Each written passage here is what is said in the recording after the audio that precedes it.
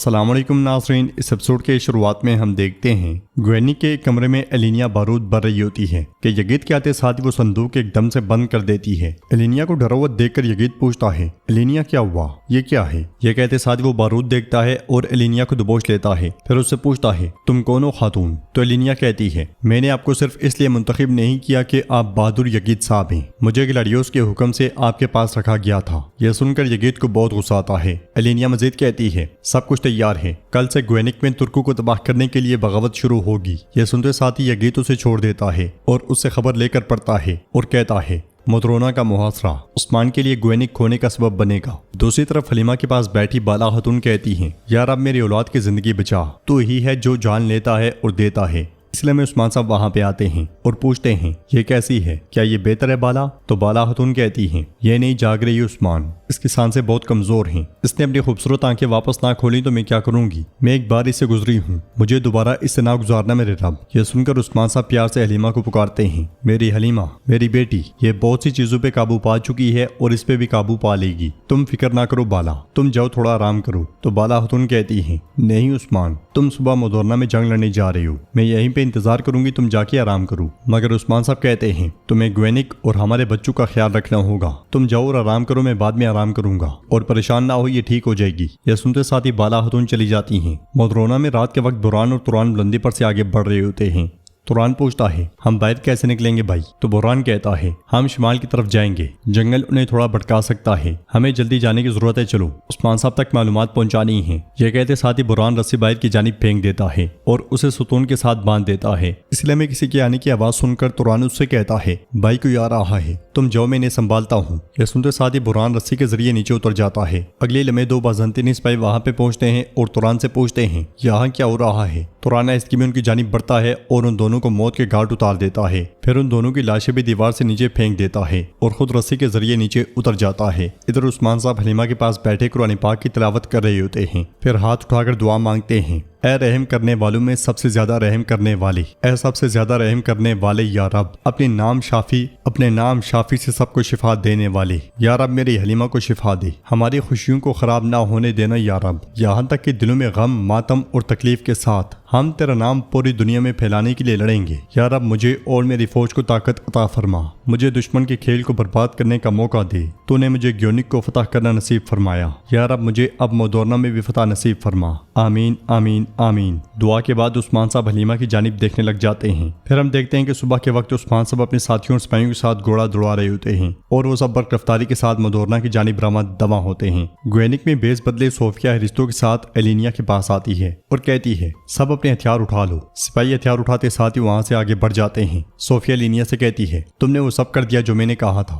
الینیا کہتی ہے میں نے قیدیوں کا دروازہ کھول دیا ہے، لوگ چوک میں جمع ہو رہے ہیں، ان سب کو عثمان سے بغض ہے۔ صوفیہ خوش ہوتے ہوئے کہتی ہے بہترین، خواتین اور بچے آگے چلیں گے، لوگوں کے درمیان ہمارے سپاہی آتش جلائیں گے، اب جا کر کہیں چھپ جاؤ۔ الینیا چہرہ چھپا کر آگے بڑھ جاتی ہے اور ہرستو صوفیہ سے کہتا ہے ہم اپنے معصوم لوگوں کو آگ میں جھونک رہے ہیں صوفیہ۔ تو صوفیہ کہتی ہے انہیں آگ میں جلا دینا چاہیے تاکہ روم کھڑا ہو سکے۔ ہرستو پوچھتا ہے بچے وہ اس سے کیسے بچیں گے؟ جواب میں صوفیہ ہنسنے لگ جاتی ہے، پھر آگے بڑھتے ہوئے کہتی ہے چلو ہرستو چلو۔ ادھر سے الینیا صوفیہ کے سپاہیوں کے ساتھ آگے بڑھ رہی ہوتی ہے، خواتین اور لوگ بھی ان کے ساتھ ہتھیار اٹھائی شامل ہو جاتے ہیں۔ یہ دیکھ کر صوفیہ بہت خوش ہوتی ہے۔ دوسری طرف اوغوز سپاہیوں کے ساتھ کام کاج میں مصروف ہوتا ہے کہ پاس سے گزرتی ہوئی فاطمہ اس سے کہتی ہے کام میں آسانی ہو۔ یہ سن کر اوغوز اس کے پاس آتا ہے اور کہتا ہے کیا میں نے صحیح سنا؟ پہلی بار تو مجھے برا نہیں کہہ رہی۔ فاطمہ اس سے کہتی ہے چلو ٹھیک ہے میں چلتی ہوں۔ وہ آگے بڑھتی ہے تو اوغوز اس سے کہتا ہے برائے مہربانی مجھ سے بات کرو۔ یہ سن کر فاطمہ غصے میں پلٹتی ہے اور پوچھتی ہے کیا کہا؟ تو ہڑبڑاتے ہوئے اوغوز کہتا ہے کیا تمہاری بہن ٹھیک ہے؟ جواباً فاطمہ کہتی ہے ہم انتظار کر رہے ہیں، ابھی تک اس نے آنکھیں نہیں کھولی۔ اوغوز کہتا ہے اگر وہ تمہاری طرح مضبوط ہے تو اپنی آنکھیں کھولے گی۔ فاطمہ اس سے کہتی ہے میں یہاں تمہارا شکریہ ادا کرنے آئی ہوں،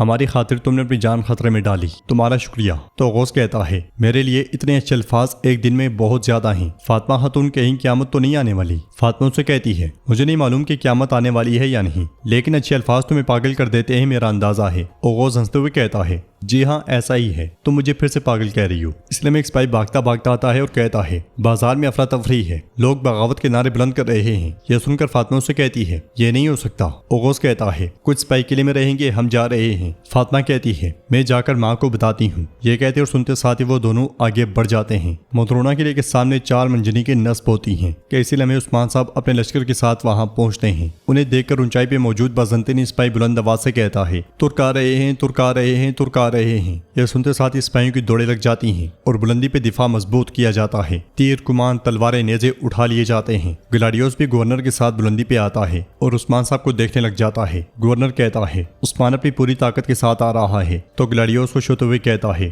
گوینک میں کوئی نہیں ہے، بہترین، آؤ عثمان آؤ، میں تمہیں ایسی شکست دوں گا جسے تم کبھی نہیں بھول سکو گے۔ میری دیواریں تمہاری منجنی کے نکل جائیں گی، تم پاگل ہو جاؤ گے۔ قلعے کی جانب دیکھتے ہوئے عثمان صاحب کہتے ہیں اے مدورنا، انشاءاللہ آج یہاں ترکوں کی تاریخ رقم کی جائے گی۔ عثمان صاحب کے ساتھ سپاہیوں کی بڑی تعداد موجود ہوتی ہے، اس لیے میں بوران اور توران وہاں پہنچتے ہیں۔ بوران عثمان صاحب سے کہتا ہے حضور قلعہ سپاہیوں سے بھرا ہوا ہے، دیواریں مضبوط چٹانیں ہیں لیکن مغرب میں پانی کا ایک نالہ ہے۔ توران کہتا ہے وہ سب سے کمزور جگہ ہے۔ تو عثمان صاحب کہتے ہیں میری بات غور سے سنو۔ گوینک میں بالا خاتون اور گونچا حلیمہ کے پاس بیٹھی ہوتی ہیں۔ فاطمہ بھاگتی بھاگتی ان کے پاس آتی ہے اور کہتی ہے ماں ماں ماں، قیدی فرار ہو گئے ہیں، جمع ہو گئے ہیں اور ہنگامہ کر رہے ہیں، باہر بہت بڑی افراتفری ہے۔ یہ سن کر وہ دونوں بہت پریشان ہو جاتی ہیں اور بالا خاتون کہتی ہیں ہم ایسا نہیں کرنے دے سکتے، تم اپنی بہن کے پاس رہو فاطمہ، گونجا چلو۔ یہ کہتے ساتھ ہی وہ گونجا کے ساتھ نکل پڑتی ہیں۔ ادھر بوران عثمان صاحب سے کہتا ہے ہم سب سمجھ گئے حضور، چاہے اس میں ہماری جان ہی کیوں نہ چلی جائے، ہم اللہ کے حکم سے یہ فریضہ پورا کریں گے۔ تو عثمان صاحب ان کا شکریہ ادا کرتے ہوئے کہتے ہیں اب چلو جاؤ، سلامت رہو۔ یہ سنتے ساتھ ہی بوران اور توران چند سپاہی لے کر وہاں سے روانہ ہو جاتے ہیں اور عثمان صاحب علاؤالدین سے کہتے ہیں منجنیقوں کو فوری طور پہ شمال کی طرف موڑ دو۔ بوران اور توران اب وظیفے پر واپس جائیں گے۔ پھر عثمان صاحب لوگوں سے کہتے ہیں میرے قبیلے کے بزرگوں، سپاہیوں، جانبازوں، میرے سرداروں،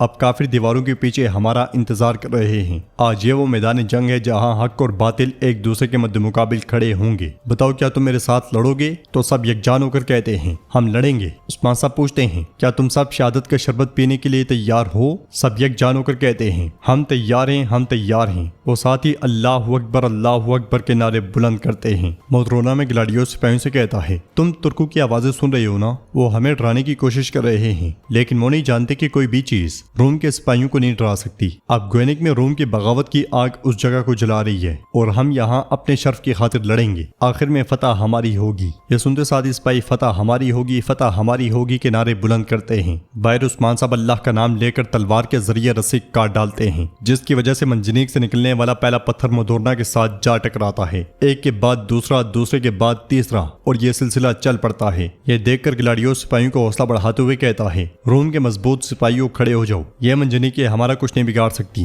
عثمان لگے رہو، لگے رہو، تم صرف ان دیواروں سے خاک ہی اڑا سکتے ہو۔ پہ در پہ کئی پتھر چھوڑنے کے باوجود دیواروں کو بڑا نقصان نہیں پہنچتا۔ یہ دیکھ کر گلاڈیوس ہنستے ہوئے کہتا ہے عثمان بس یہی کر سکتے ہو تم؟ بس؟